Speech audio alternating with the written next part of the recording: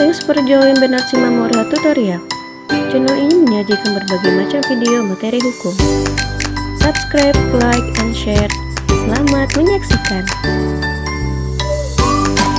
Hukum perbankan dan tindak pidana pencucian uang. Topik ke-19 dari 75 topik. Merger, konsolidasi, dan akuisisi bank. Bagian pertama. Fungsi merger, konsolidasi, dan akuisisi.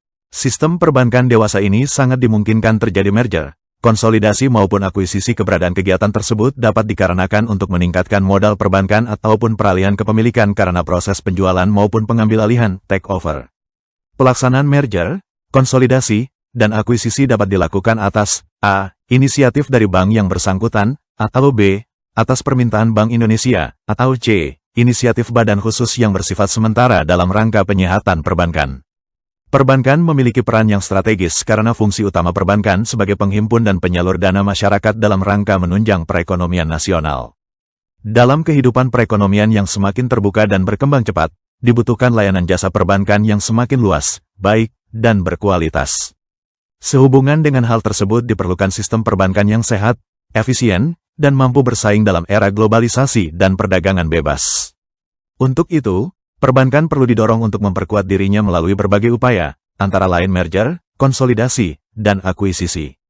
Sinergi antara dua bank atau lebih dapat terjadi akibat dari merger dan konsolidasi sehingga diharapkan muncul bank yang kuat dengan kinerja yang lebih baik. Demikian juga, akuisisi bank dapat menunjang terciptanya sistem perbankan yang sehat dan efisien melalui masuknya investor yang mempunyai modal kuat. Saat ini banyak bank asing sudah mulai mengakuisisi bank-bank di Indonesia. Demikian juga peleburan hasil konsolidasi Bank Mandiri dari Bank Dagang Negara, Bank Bumi Daya, Bank Eksim, dan Bank Pembangunan Indonesia, Bank CIMB Niaga, peleburan dari Bank Lipo dan Bank Niaga. Perlindungan dalam kegiatan merger, konsolidasi, dan akuisisi. Merger, konsolidasi, dan akuisisi Lenlu tidak dapat dilakukan tanpa memperhatikan kepentingan para pemegang saham minoritas, karyawan, dan juga para nasabah yang telah diatur dalam Peraturan Pemerintah Nomor 28 Tahun 1999. Perlindungan yang harus diperhatikan dalam hal ini adalah sebagai berikut. 1. Merger, konsolidasi, dan akuisisi bank yang dilakukan atas inisiatif bank yang bersangkutan, wajib terlebih dahulu memperoleh izin dari pimpinan Bank Indonesia. Izin ini berlaku pula untuk merger dan konsolidasi yang dilakukan alas inisiatif badan khusus yang bersifat sementara dalam rangka penyehatan perbankan, Pasal 4 Peraturan Pemerintah Nomor 28 Tahun 1999. 2. Merger, konsolidasi, dan akuisisi bank dilakukan dengan memperhatikan kepentingan bank, kreditor, pemegang saham minoritas dan karyawan bank, dan kepentingan rakyat banyak dan persaingan yang sehat dalam melakukan usaha bank, Pasal 5 Peraturan Pemerintah Nomor 28 Tahun 1999.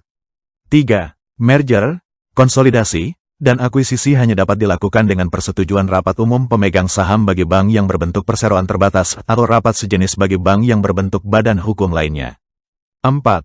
Merger, konsolidasi, dan akuisisi dilakukan berdasarkan keputusan rapat umum pemegang saham yang dihadiri oleh pemegang saham yang mewakili sekurang-kurangnya 3/4 bagian dari jumlah seluruh saham, dengan hak suara yang sah dan disetujui oleh sekurang-kurangnya 3/4 bagian dari jumlah suara pemegang saham yang hadir.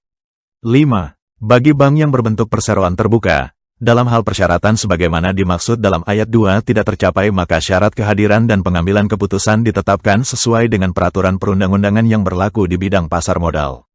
6. Untuk dapat memperoleh izin merger atau konsolidasi, wajib dipenuhi persyaratan berikut ini.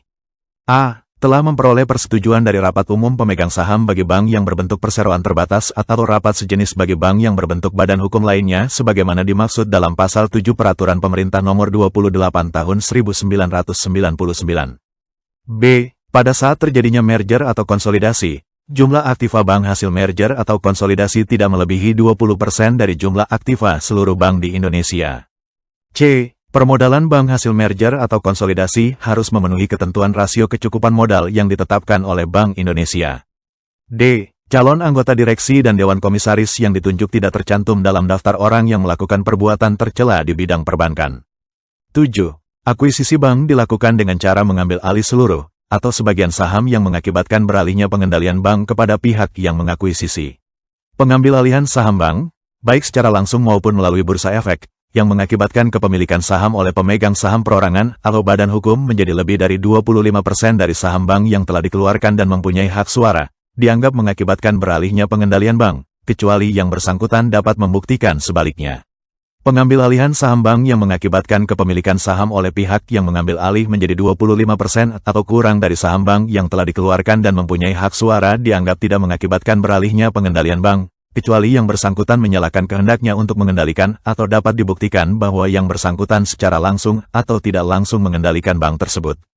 8. Untuk memperoleh izin, akuisisi wajib dipenuhi persyaratan berikut ini. A. Telah memperoleh persetujuan rapat umum pemegang saham dari bank yang akan diakuisisi atau rapat sejenis dari bank yang berbadan hukum bukan perseroan terbatas. B. Pihak yang melakukan akuisisi tidak tercantum dalam daftar orang yang melakukan perbuatan tercela di bidang perbankan. C. Dalam hal akuisisi dilakukan oleh bank maka bank wajib memenuhi ketentuan mengenai penyertaan modal oleh bank yang diatur oleh Bank Indonesia. Merger, konsolidasi dan akuisisi. Ketentuan merger, akuisisi, dan konsolidasi perbankan tidak terlepas dari kedudukan badan hukum institusi perbankan tersebut. Bentuk-bentuk upaya merger, akuisisi, dan konsolidasi adalah sebagai berikut.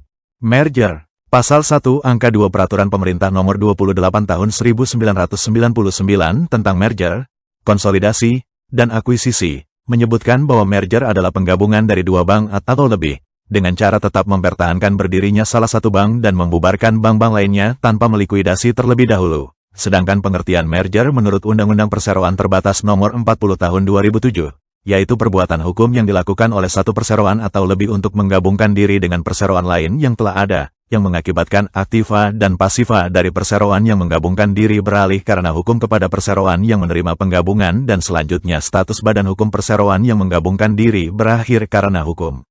Merger terdiri dari beberapa jenis dan bentuk yaitu A. Merger horizontal. Merger horizontal merupakan merger di antara dua atau lebih perusahaan di mana semua perusahaan tersebut bergerak pada bidang bisnis, line of business, yang sama. B. Merger vertikal. Merger vertikal merupakan suatu gabungan di antara dua perusahaan atau lebih dengan mana yang satu bertindak sebagai supplier bagi yang lainnya. Jadi, hubungan bisnis mereka merupakan hubungan produsen dengan supplier atau hubungan dari hulu ke hilir. C. Merger kongenerik. Merger kongenerik merupakan merger antara perusahaan yang saling berhubungan satu sama lain, yang mempunyai kesamaan sifat produksinya, tetapi belum dapat dikatakan sebagai produsen terhadap produk yang sama, horizontal, dan bukan juga hubungan antara produsen dan supplier, vertikal. Sumber lain memberikan pengertian merger kongenerik sebagai merger di antara dua atau lebih perusahaan yang saling berhubungan, tetapi bukan terhadap produk yang sama. Contohnya, yaitu merger antara bank dengan perusahaan leasing. D. Merger konglomerasi. Merger konglomerasi merupakan gabungan antara dua perusahaan atau lebih yang sama sekali tidak punya keterkaitan bidang usaha satu sama lain. Contohnya, yaitu perusahaan pengobatan alternatif bergabung dengan perusahaan operator telepon seluler nirkabel. Demikianlah materi topik 19 Hukum Perbankan dan Tindak Pidana Pencucian Uang. Channel ini akan sangat membantu para mahasiswa untuk memahami perkuliahan dan menambah wawasan masyarakat umum. Subscribe dan like agar Anda mendapatkan update tutorial lainnya. Bagikan juga link video ini agar teman lain juga mendapatkan manfaat channel ini. Sekian dan terima kasih. Sampai jumpa.